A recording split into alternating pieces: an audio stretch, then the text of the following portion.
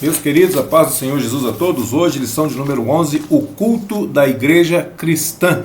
Essa nossa lição está dividida em 3 tópicos principais, que são a natureza do culto, segundo, o propósito do culto e terceiro, a liturgia do culto.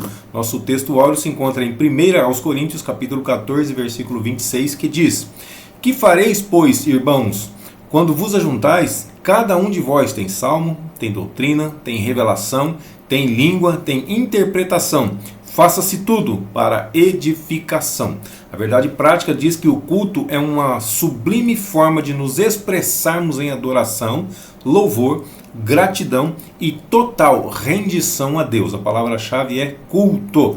Primeiro tópico, a natureza do culto. Primeiro subtópico, o culto como serviço a Deus. A palavra culto, segundo o dicionário da língua portuguesa, diz que é prestar homenagem a alguém. Também significa adorar. Deuteronômio capítulo 6, versículo 13 diz: O Senhor teu Deus temerás, a Ele servirás e pelo teu nome jurarás. A palavra temor, são 3 palavrinhas que a gente destaca nesse texto aqui, ó: temer, servir e jurar. Então a palavra temor aqui significa respeito, significa reverência. Então ao Senhor teu Deus terá respeito, ao Senhor teu Deus terá reverência. E a Ele servirá. Servir significa trabalhar na obra, trabalhar para o Senhor, mas trabalhar também com o Senhor. E a palavra jurar, que no Antigo Testamento é muito comum, o próprio Deus está dizendo aqui que pelo seu nome jurará. Fará juramento ao Senhor seu Deus, pelo nome do Senhor seu Deus. Então jurar, segundo o dicionário também, tá? É uma afirmação ou uma promessa na qual se invoca o nome de Deus como testemunha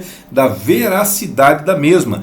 Porém, isso é coisa do Antigo Testamento. No Novo Testamento nós já temos uma palavra diferente a respeito do juramento. Tem o próprio Jesus falando, mas aqui eu quero citar a carta de Tiago, capítulo 5, versículo 12, que diz: Mas, sobretudo, meus irmãos, não jureis, nem pelo céu, nem pela terra, nem façais qualquer outro juramento, mas que a vossa palavra seja sim, sim, não, não, para que não caiais em condenação. Quando Jesus fala, quando Jesus diz umas palavras parecidas com essa, ele diz assim, ó, o que passa disso é de procedência maligna. Então temos que tomar cuidado.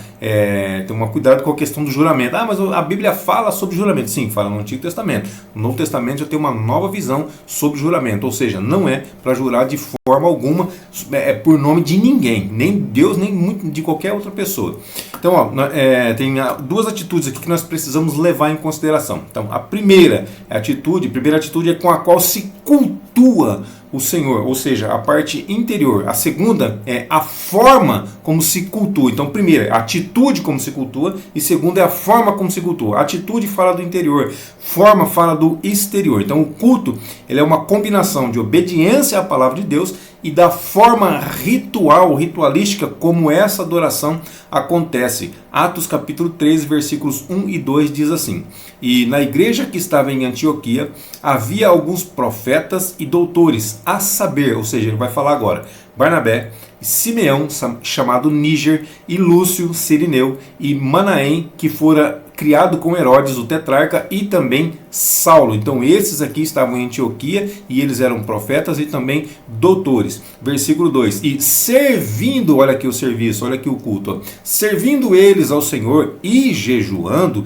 disse o Espírito Santo: Apartai-me a Barnabé e a Saulo para a obra que os tenho chamado. Então, ó, enquanto os cristãos estavam servindo ao Senhor, enquanto os cristãos serviam ao Senhor naquele lugar ali em Antioquia, o Espírito Santo ele comissionou os primeiros missionários da igreja. Então o serviço é muito importante. O segundo subtópico fala que o culto deve ser solene. A palavra solene, segundo o dicionário da língua portuguesa, diz que é ter respeito, também é majestoso, ou seja, é digno de majestade, é digno de rei. Então tanto o conteúdo como a maneira de se cultuar, elas são importantes. Eclesiastes 5:1 diz assim, ó: Guarda o teu pé, guarda bem essa palavra aí, guarda o teu pé quando entrares na casa de Deus, porque chegar-se para ouvir é melhor do que oferecer sacrifícios de tolos, pois não sabem que fazem mal. Então, quando oferece sacrifício de tolo, está fazendo mal. Está achando que está fazendo bem, mas está fazendo mal. E o pé, Valdecir, o que significa o pé? O pé fala de estabilidade, o pé fala de equilíbrio, o pé fala de capacidade de se enraizar ou de se firmar. Também fala de caminhos.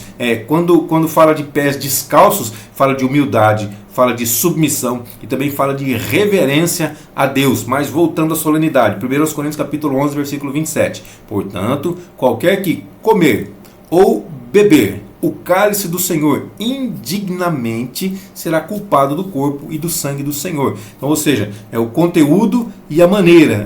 Então ele tem que fazer, ele tem que comer, tem que proceder, não é isso? A forma, ele tem que comer, ele tem que beber, mas se ele fizer isso de forma indigna, olha só, então tem o conteúdo, que é a comida e que é a bebida, não é isso? Que é o pão e que é o cálice, não é? Mas se ele fizer isso de forma indigna, de maneira indigna, então já tem problema, ele vai ser culpado do corpo e do sangue do Senhor. Então o culto, ele não pode ser sem significado e também não pode ser realizado de qualquer maneira. Levítico capítulo 10, versículos 1 e 2 assim, ó. E os filhos de Arão, Arão era o sumo sacerdote, então os filhos de Arão eram sacerdotes. E os filhos de Arão, Nadab e Abiú, que eram os dois mais velhos, tomaram cada um o seu incensário e puseram neles fogo e colocaram incenso sobre eles e ofereceram fogo estranho perante o Senhor, o que não lhes ordenara. Ou seja, eles fizeram da maneira errada. Ou seja, fazer da maneira errada tem consequência. Mas qual que é a maneira certa? Vou dizer, a maneira certa está aqui na Bíblia Sagrada, tá? Na palavra de Deus, e é necessário estudá-la para saber qual que é a maneira correta. Versículo 2. Então saiu fogo de diante do Senhor e os consumiu e morreram perante o Senhor. Então, irmãos, existe uma ordem para ser observada na liturgia cristã e nós precisamos observar isso daí. Por isso que daqui a pouco vai ser falado também, né? Mas tem cultos que Deus não recebe. É verdade, tem cultos que Deus não recebe. Então a Bíblia, ela nos dá o parâmetro para toda boa ordem no culto. Olha só o que Paulo fala assim, aqui não é a boa, mas olha só o que Paulo fala, 1 Coríntios 14, 40. Mas faça-se tudo decentemente e com ordem. Tudo que você for fazer no serviço de culto tem que fazer com decência. Tem que fazer com ordem, tem que fazer seguindo as regras bíblicas. Aí vem o terceiro subtópico que diz assim: o culto é santo. Então a santidade de Deus é afirmada por toda a Bíblia. Todas as partes que você lê vai estar falando sobre a santidade de Deus. Pegamos aqui alguns versículos para poder falar, um do Antigo e um do Novo Testamento. Isaías 43, 3. Porque eu, o Senhor teu Deus, o Santo de Israel, o teu Salvador, dei o Egito por teu resgate, a Etiópia e Seba em teu lugar. Porque o Senhor, seu Deus, eu sou santo. Levítico 11, 44 também vai dizer que o Senhor é santo. Aí 1 de Pedro 1, 15 e 16. Mas, como é santo aquele que vos chamou, sede vós também santos em toda a vossa maneira de viver. 16. Porquanto está escrito, sede santos, porque eu sou santo. Então, se Deus é santo, né, o culto também deve ser santo. Ezequiel 44, 9. Mesmo porque nós estamos oferecendo um culto, estamos prestando homenagem a um Deus que é santo. Ezequiel 44, 9. Assim diz o Senhor Deus: nenhum estrangeiro incircunciso de coração ou incircunciso de carne entrará no meu santuário, desde os estrangeiros que se acharem no meio dos filhos de Israel. Dentre os estrangeiros que se acharem no meio dos filhos de Israel. Então tinham estrangeiros que estavam entre o povo de Israel, porém eles não faziam parte do pacto, ou seja, eles estavam fora do pacto, fora da aliança que Deus havia feito. Que aliança é essa? A aliança da circuncisão, o pacto da circuncisão que Deus fez com Abraão. Então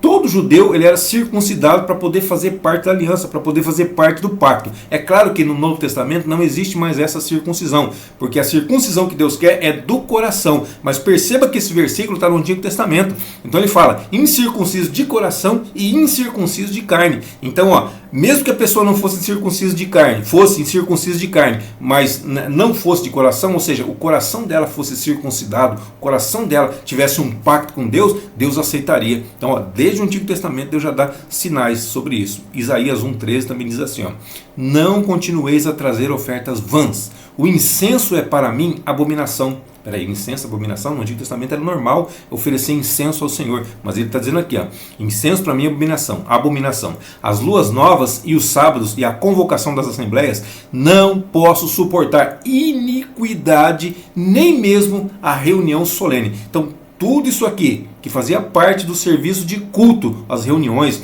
as festas. Na verdade, o que era para ser uma festa acabava desagradando a Deus. Por quê? Porque havia iniquidade. Irmão, iniquidade é pecado de crente. Iniquidade é pecado da pessoa que sabe que está errado, mas continua fazendo. Isso é iniquidade. Então, quando a pessoa é iníqua, ela vai oferecer o seu culto a Deus. Olha só o que Deus fala assim, ó. Deus, ele não suporta. É uma abominação para Deus oferecer um culto em iniquidade ou em pecado. Então, o limite entre o santo e o profano, ele precisava, ou ele devia, ou ele deve ser mantido. Ezequiel 22, 26. Os seus sacerdotes violentam a minha lei e profanam as minhas coisas santas. Não fazem diferença entre o santo e o profano, nem discernem entre o impuro e o puro. E de meus sábados escondem os seus olhos, e assim sou profanado no meio deles. Olha que aqui Ezequiel está se dirigindo aos sacerdotes, as pessoas que deveriam ensinar, as pessoas que deveriam dar exemplo, estavam fazendo errado. Imagine o povo, né? Se quem tinha que dar exemplo estava fazendo errado, imagine o povo. Aí por isso que Deus se ira, por isso que Deus se zanga, por isso que Deus não recebe o culto de algumas pessoas. O resumo desse tópico diz que, sendo o culto uma forma de serviço a Deus, sua prática requer reverência, ordem e santidade. Aí vem o segundo tópico que fala sobre o propósito do culto. Qual que é o propósito do culto? Primeiro subtópico, glorificar a Deus. Esse é um dos propósitos. Então o culto ele é uma celebração que se faz a Deus, que se presta a Deus. Salmo 48:1. Grande é o Senhor e muito digno de louvor na cidade do nosso Deus, no seu monte santo. Grande é o Senhor. Então o culto deve ser sempre cristocêntrico. O que é cristocêntrico? É Cristo no meio. Cristo tem que estar no centro do culto. O culto deve ser prestado a Deus, a Cristo. Filipenses 2, 10 e 11, para que ao nome de Jesus se dobre todo o joelho dos que estão nos céus e na terra e debaixo da terra. 11, e toda língua confesse que Jesus Cristo é o Senhor, para a glória de Deus Pai. Então é assim que tem que ser. Cristo tem que ser o centro. Então ele é o único mediador entre Deus e os homens. Quem? Jesus Cristo, é o quem nós estamos falando. Ele é o único, não existe outro, não tem outra forma de se chegar a Deus. 1 Timóteo 2,5, porque há um só Deus e um só mediador entre Deus e os homens, Jesus Cristo, homem. Deus e os homens. Jesus está aqui no meio para fazer essa conexão, para fazer essa ligação novamente que o homem perdeu. E também Jesus Cristo, ele é o eterno sumo sacerdote. Hebreus capítulo 5, versículos 5 e 10. Assim também Cristo não se glorificou a si mesmo para se fazer sumo sacerdote, mas aquele que lhe disse, tu és meu filho, hoje te gerei. Então foi Deus que falou para ele, não foi ele que se fez sumo sacerdote, foi Deus que o fez sumo sacerdote. Também Hebreus 2,17 vai falar sobre o sumo sacerdócio de Jesus. Aí vem o versículo 10 de Hebreus 5, chamado por Deus sumo sacerdote. Não foi chamado por ele mesmo, chamado por Deus sumo sacerdote, segundo a ordem de Melquisedeque, mesmo porque ele não era da tribo de Levi, ele era da tribo de Judá, então ele não podia ser um sacerdote levita, e ele também não era descendente de Arão, muito pelo contrário, ele era da família de Judá, então ele é da ordem de Melquisedeque, ele não é da ordem de Levi ou da ordem de Arão, o sacerdócio dele é diferente. Se Deus não é celebrado e se ele também não é glorificado, então o culto perdeu o seu real sentido. Para ter sentido, é o nome do Senhor que tem que ser celebrado, é o nome do Senhor que tem que ser glorificado. O segundo subtópico fala sobre quando não se cultua a Deus. Então existem cultos que não cultuam a Deus. É um culto, mas não está cultuando a Deus. 1 Coríntios capítulo 11, versículo 20. Quando vos ajuntais num lugar, não é para comer a ceia do Senhor. Então, peraí, Paulo está tentando organizar a ceia aqui. Então ele está dizendo assim, vocês estão se reunindo para comer ou para participar da ceia do Senhor, porém, não é isso que está acontecendo. Então era como se ele estivesse dizendo assim, o que vocês estão celebrando não é ceia. Ou seja, eu estou indo para adorar o nome do Senhor, eu estou indo para comungar com meu irmão e comungar com o Senhor, ter comunhão com ambos, né? Comunhão na horizontal e comunhão na vertical com meus irmãos e com o Senhor. Mas o que acontece? Não estou tendo essa comunhão, era o que Paulo estava dizendo. Isso não está acontecendo, Deus não está sendo glorificado e nós não estamos tendo comunhão uns com os outros. Então não era um culto o que eles estavam fazendo, Pelo menos não daquela maneira, né? Não daquela forma, não é a forma que Deus recebe. O terceiro subtópico fala sobre edificar a igreja. Então, um dos propósitos principais do culto é trazer edificação, construção, crescimento para a igreja. Quem que é a igreja? A igreja é você, a igreja sou eu, a igreja somos nós. A igreja não é eu sozinho, não sou igreja, você sozinho não é igreja. Nós juntos, todos juntos somos igreja. 1 Coríntios 14, 26. Que fareis, pois, irmãos? É o nosso textuário também, né? Quando vos ajuntais, cada um de vós tem salmo, tem doutrina, tem revelação, tem língua, tem interpretação. Faça-se tudo para edificação. Então, peraí. Quando vai cantar um louvor, quando vai salmodiar o Senhor, tem que ser tem que ser para edificação. Quando vai ter doutrina, quando vai ter palavra, quando vai ter pregação, tem que ter edificação. Quando se tem alguma revelação, tem que ter edificação. Quando se fala línguas estranhas, quando se tem interpretação dessas línguas estranhas, tem que haver edificação. Tudo tem que ser feito com edificação ou para edificação da própria igreja. O verbo grego é oikodomeu, traduzido como edificar, também o substantivo oikodome, traduzido como edificação. Tem o sentido de algo que está sendo construído, como está escrito lá em Mateus capítulo 7, versículo 24 e o 26. Além de outros textos também, tá? Todo aquele, pois, que escuta as minhas palavras e as pratica, ou coloca em prática, assemelhá-lo-ei, ou compará-lo-ei ao homem prudente que, olha a palavra, edificou, que construiu a sua casa sobre a rocha. 26. E aquele que ouve estas minhas palavras e não as cumpre, compará-lo-ei ao homem insensato que edificou, que construiu a sua casa sobre a areia. Então olha só, falando sobre edificação e a forma de construir. Temos que construir, temos que cavar até chegar no lugar firme, até chegar na rocha para poder alicerçar. Se cavar só um pouquinho e ficar só na areia, a construção não vai ter firmeza. A edificação não vai ser boa. Então essa palavra é usada muitas vezes no contexto de culto, ou seja, tem como propósito trazer edificação para toda a igreja. 1 Coríntios 14, 5. E eu quero que todos vós falei em línguas, mas muito mais que profetizeis, porque o que profetiza é maior do que o que fala em línguas, a não ser que também interprete, para que a igreja receba a edificação. Quando eu falo em línguas, eu edifico a mim mesmo. Quando alguém interpreta essas línguas, ou quando eu próprio interpreto essas línguas, a igreja recebe edificação. Quem é maior? Eu sozinho ou todo mundo junto? Todo mundo junto é maior, é muito mais importante todo mundo do que uma pessoa só. Então o mesmo critério deve ser seguido para os demais dons. Também é a mesma sequência, tá? Mesma coisa. 1 Coríntios 14, 12. Assim também vós, como desejais dons espirituais, procurai abundar neles para edificação da igreja. Então dons espirituais é para edificação da igreja, não é para minha edificação própria, e sim para edificação da igreja. Eu queria o dom não sei do que, dom de línguas, dom de interpretação, dom de cura, dom de revelação, eu queria dom, mas para que você quer? Tem que ter um propósito, não tem? Qual que é o propósito? Edificação da igreja. Os dons são para edificação da igreja também. Da mesma forma, os dons ministeriais ou os ministérios também são para edificação da igreja. Olha só, Efésios 4:11. E ele mesmo deu uns para apóstolos, outros para profetas, outros para evangelistas, outros para pastores e doutores ou mestres, dependendo da sua tradução. Aí o versículo 12 ele fala assim que tem uma finalidade. Qual que é essa finalidade? Contribuir para a edificação do corpo de Cristo, construção do corpo de Cristo. Então tudo segue a mesma regra, tudo é para edificação, tudo é para o crescimento. O resumo desse tópico diz que, embora o alvo do culto seja Deus e não o ser humano, um culto legitimamente cristocêntrico, ele edifica toda a igreja. Todas as pessoas que estão cultuando estão sendo edificadas. Aí vem o terceiro tópico, que fala sobre a liturgia do culto. Primeiro subtópico, a exposição da Bíblia. Então a leitura e exposição da Bíblia, elas precisam, irmãos, elas devem ocupar o lugar de primazia na dinâmica do culto, na dinâmica da liturgia do culto. A liturgia é a forma como o culto é apresentado, como o culto é conduzido. Então, sobre a liturgia do culto, o apóstolo Paulo ele pôs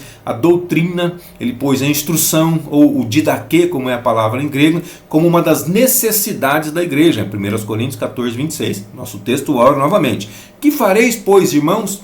Quando vos ajuntais, cada um de vós tem salmo, cada um de vós tem doutrina. Então, ó, tá bem no comecinho aqui. Primeiro começa com adoração. A adoração ele traz o nome do Senhor, ele move o coração de Deus. Depois entra com a doutrina, entra com a palavra. Aí vem a sequência, revelação, língua, interpretação. E tudo deve ser feito para edificação. Então, Paulo ele ficou em Corinto e ele expôs as Escrituras. Por quanto tempo? Vamos ver aqui, Atos 18, 11.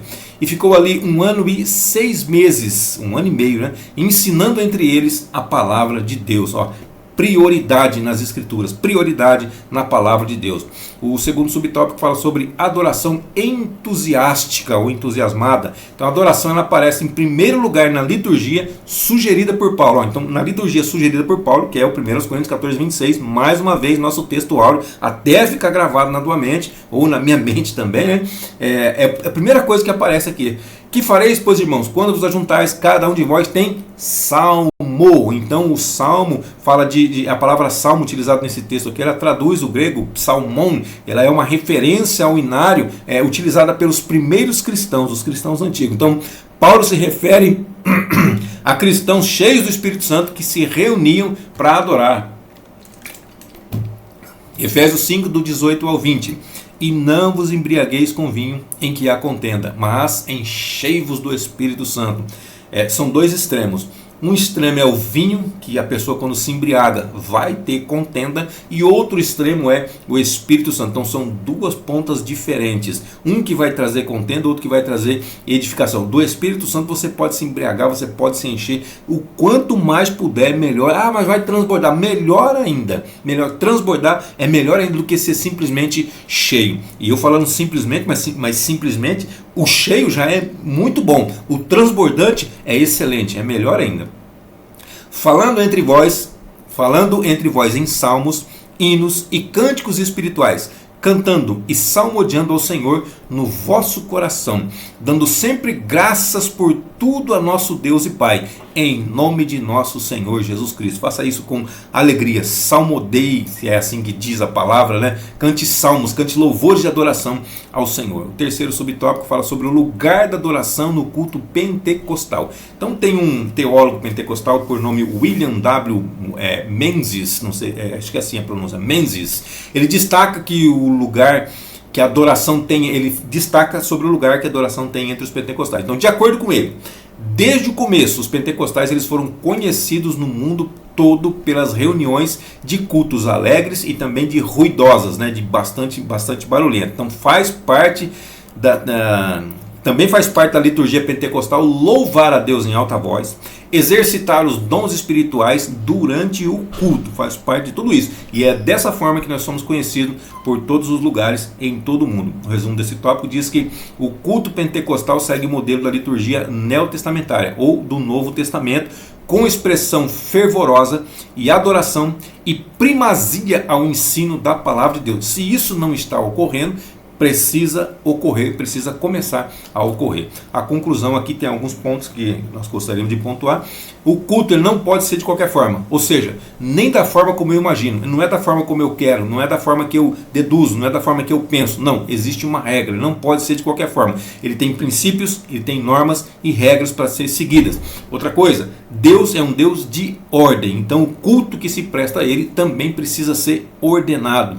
A palavra ordenado aqui não significa frio e sem vida, ou seja, tem que ter ordem, tem que ter decência, mas não precisa ser frio. Eu não posso pular, eu não posso chorar. Você pode ficar à vontade, afinal de contas, você vai estar na casa do Pai. Na casa do Pai você tem toda a liberdade para adorar o Senhor, para expressar a sua gratidão a Deus. Então tem que ter ordem, tem que ter decência, porque na hora que o pregador estiver pregando a palavra, é como se Deus estivesse falando, ou melhor, é Deus falando com a sua igreja, Deus falando com o seu povo. Você vai começar a pular, vai começar... O que você vai entender do que Deus está falando? Então, tem que ter ordem, tem que ter decência. Pode pular, pode fazer aviãozinho, pode fazer o que você quiser, mas na hora apropriada para isso, tá bom? Não vai fazer na hora da palavra, atrapalhando os outros irmãos de prestarem atenção na palavra, e você mesmo também não vai estar prestando atenção na palavra. Então, o culto ele deve ser um momento de celebração, alegria, dinamizado pelo Espírito Santo, dirigido, guiado pelo Espírito Santo que habita dentro de nós. Amém, queridos? Deus abençoe sua vida, sua saúde, seu ministério, suas finanças, e até a nossa próxima aula, se assim Deus nos permitir.